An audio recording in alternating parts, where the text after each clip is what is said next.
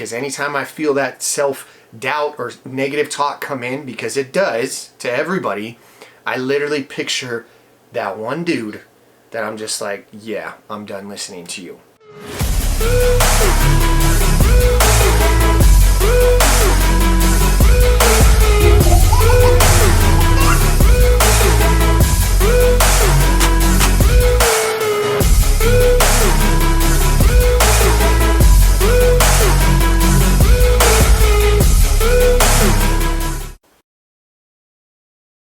What is going on, YouTube, and welcome back to another Monday Motivation. I am your host, Bryce Dettorre, and in today's topic I'm going to be talking about how to find your motivation. So it is currently January 13th, so we're about 2 weeks into the new year. Now at the beginning of the year you were probably fired up, you set your goals, you created your vision board, you wrote them out, you told some people about it, you got all fired up, you were super motivated, and now 2 weeks in you feel your motivation fading. I want to be honest with you. Most people are not unmotivated. They're simply just disconnected of why they started in the first place. Motivation does not disappear, but it does get buried under distraction, pressure, and unclear purpose. So today I'm going to break down how exactly to find your motivation again, because it's there, you just got to locate it again, and more importantly, how to keep your motivation, even when life gets busy, hard, or overwhelming, because chances are that's gonna happen. So step one is you gotta reconnect with your goal, which I touched on this one in last week's Monday Motivation, but you gotta understand your why. You gotta know exactly why you are going after this goal. Motivation is not found in hype, it's found in identity, what you identify as, who you identify as. If your goals are not connected to who you actually want to become, and that could be as a husband, as a father, as a leader, as a teacher, as a firefighter, as whatever your role may be, they won't last. You have to connect your goals to who you identify as, and sometimes you may have to switch your identity to actually accomplish your goals. For instance, if you are trying to quit smoking, you need to stop identifying as a smoker. You need to start identifying as someone who doesn't smoke. So if someone asks you, hey, do you want a cigarette? And instead of saying, no, I'm trying to quit, you just identified as a smoker. You're still seeing yourself as a smoker. You need to change the way you say it and say, no, thank you, I don't smoke. Because now you are identifying as someone who is not a non-smoker. So here's what this looks like in real life. Don't ask, what do I want? Instead, ask, who do I refuse to be anymore? If you identify as someone overweight, you need to refuse to identify as someone who is overweight anymore. That's a non-negotiable. And in order to get your mind going, you might have to start jotting some down. So what you do is you write down some questions, starting with, I think this is a very powerful question, who do I want my kids to remember me as? Do I want my kids to remember me as the person who always had to step out of a social situation because I had to go smoke by myself? Do I want my kids to remember me as the person who was always overeating, or the person who was always drinking until they passed out? Do I want my kids to remember me like that? Ask yourself those difficult questions. Another question you could ask yourself is, what standard do I want to live by when no one is watching? When it's simply just me, what standard do I want to hold myself to? And the last one, what kind of example am I setting daily? What kind of example am I setting to my kids? What kind of example am I setting to my wife? What kind of example am I setting to my relatives? What example are you setting every single day? Because motivation will always show up when your actions align with your values. All right, step two, you gotta turn your motivation into an actual structure. You've heard me say it before, systems create results, not motivation on its own. And the reason why is because motivation, which no one likes to hear, it's unreliable.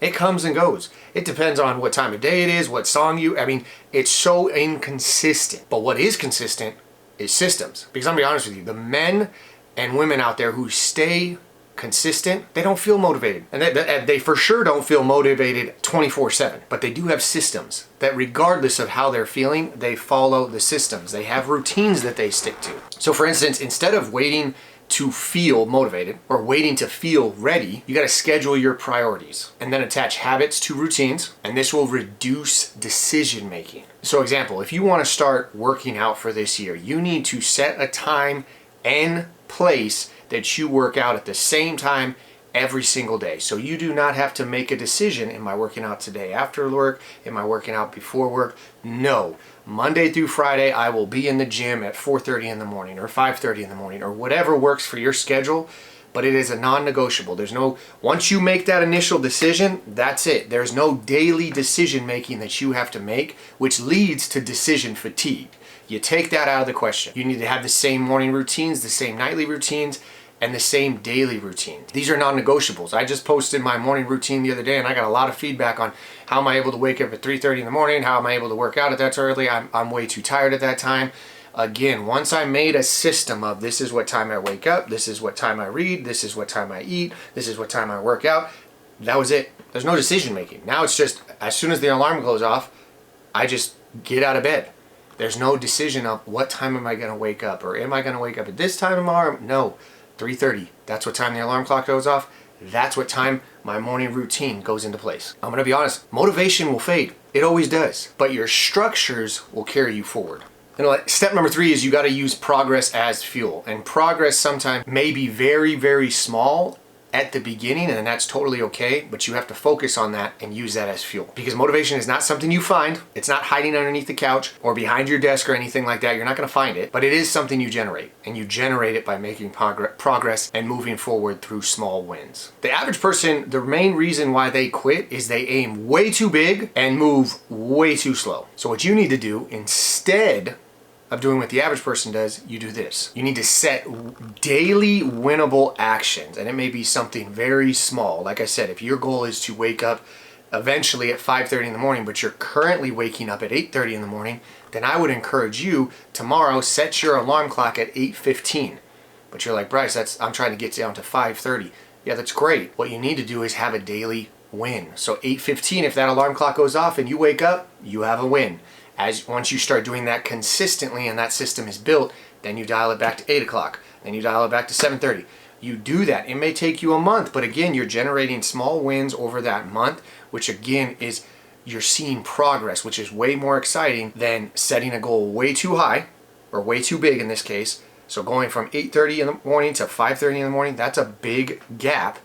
And if you try to just go straight to 5:30, by probably the 5th day, you're going to be like, I can't do this anymore, and you're going to fall off completely. As opposed to, yes, the small wins may take longer at first, but you're guaranteed to win in the long run because you set up these small daily wins. And I would track progress visibly, meaning I would have something pinned up on your wall or something that you can track every single day and see that you are making progress, and then review it weekly. And then you celebrate consistently. Have someone else hold you accountable. Tell your wife, tell your spouse, tell your kids, hey, I was able to wake up this morning, and celebrate together. Again, you got to build that momentum. You are changing your identity at whatever it is. Like I said, if you are someone that, I can never wake up early, or I like to sleep in, you got to change your identity as I'm an early riser. That's it.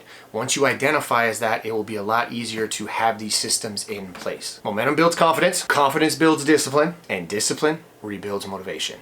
It's a process. Now, I will reveal to you, which I don't even know why I'm doing this, and this is my own secret recipe of motivation that I have been using, and I really like it, and I don't even know if I should share it, but I'm going to share it because a lot of people were like, how are you that motivated to wake up at 3:30 in the morning? And I got to reveal my cheat code. So I heard a long time ago about the voices that you have inside your head. So you have, a lot of people will identify of, that's me talking. And I read this book, I forgot what book it was, but it goes into way better detail than I'm about to explain to you.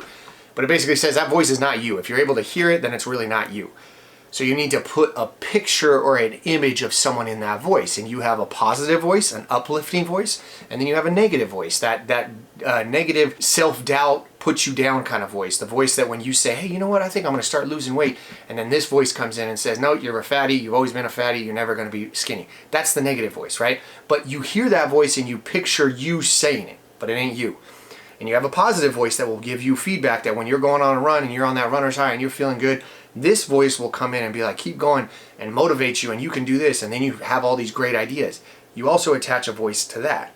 So what you need to do, and what this book said, and I forgot which book it was, but it was a great book. The book said you need to put a face to these voices. You need to picture someone you do not believe anything they say. So I guarantee, and you have someone in your life that at one point when they would tell you, you can't do that, or you're not going to be able to do that, or they would try to put you down, you wouldn't listen to anything they said because they had no credibility. So it was just like they can say whatever they want, but you just didn't believe it. So on that negative self-talk voice, I put a picture of someone that I knew a long time ago, that anytime that voice comes in, I literally picture him saying it to me. And as soon as he says it to me, and then I picture him, I'm like, oh, I ain't gonna listen to that, because I never listened to him. I know you guys are probably like thinking, Bryce, you're talking about voices in your head, but just trust me, it actually works. Because anytime I feel that self-doubt or negative talk come in, because it does to everybody, I literally picture that one dude that I'm just like, yeah, I'm done listening to you. On the flip side of that, it said you need to put a voice of someone who is very uplifting, that if they told you and tried to motivate you, you would feel so pumped up that you are ready to run through a freaking wall because of what they said. So I put a couple faces to that. First person I put was Brian Dawkins. Second person I put was my wife. Third person I put was my daughter, okay? Brian Dawkins, if that dude, if he was to literally give me like a motivational speech of like, hey Bryce, you got this, I'd be fired up. My wife, same thing. Anytime she tells me, you got this babe, or you can do this babe, or anything like that, I get fired up. And then now I got my little mama with me, right? My daughter, who's just turned 5. Now when she she tells me, hey, you got this daddy, or go daddy, all those things that I've heard at races, I get fired up. But I took it a step farther. So what I did is I realized, man, every time my daughter says something to me like, go daddy, go, I get super fired up. She's usually only saying that to me when I'm doing my races. I wish I could capture that moment when I'm like, it's 3:30 in the morning and I'm not feeling motivated, or if I feel this negative self-talk coming in and I need that extra pick-me-up that I just get fired up and I think I could accomplish anything in life. So what your boy did is I got pretty good at editing. So what I did is I made a clip that I can replay at any time whenever I'm feeling down, or whenever I'm tired, or whenever I'm thinking, man, I don't know if I could do this. I could play this one clip and it brings out all that motivation and gets me super fired up. And listen to this clip. You're my real life superhero, Daddy. You can do anything, Daddy. I love you in all my heart, Daddy. You got this, Daddy. Don't let me down, Daddy. Got this, Daddy. Go, Daddy, go. You got this. You can do anything, Daddy. I believe in you. I believe in you, Daddy. You're a compliment, Daddy. You're tough, Daddy. I love you, Daddy. Don't give up, Daddy. I know you can do this. You're the best, Daddy. Good job, Daddy. Keep on going, Daddy. You got this, Daddy. I love you, Daddy. I know how to do crafts, and you know how to do crafts just like me. And you gotta learn more to be like Outline, and I'll teach you anything. I love you, Daddy. I love you so much, Daddy. Oh man! If that don't get you fired up. So that is my cheat code. I will listen to that sometimes in the morning. If I'm going for a run, it's just constantly on repeat. Because when I hear my little girl's voice pumping me up, telling me to keep going and everything, I get fired up. Now you're probably wondering, how'd you get her to do that, Bryce? I thought to myself, there's gonna be a time in my life when my daughter is older and I don't hear that little voice anymore. And I wanted to capture that. So what I did is I literally asked her to say these things. And people are like, well, that's kind of weird. I don't care. At the end of the day, I have that memory for the rest of my life. So I would recommend that if you are a parent, now that motivation only works on one thing. One, you have to be a parent. Two, you got to really love your child. You got to love your child. You got to have that relationship with your child that whatever they say, you get super fired up and you will do anything to try to impress them or try to inspire them, whatever it may be. So when I hear that, I do get super fired up. So my tip to you, if you're looking for motivation and you have kids, have a conversation with them, record it, put some cool music to it, and that is the ultimate cheat code when it comes to finding motivation and keeping motivation. So in closing, if you are waiting to feel motivated, you're probably gonna be stuck for a while, because motivation comes after action. So it's like the whole saying of what came first, the chicken or the egg, what came first, the action or motivation? Action comes first. You start getting motivated.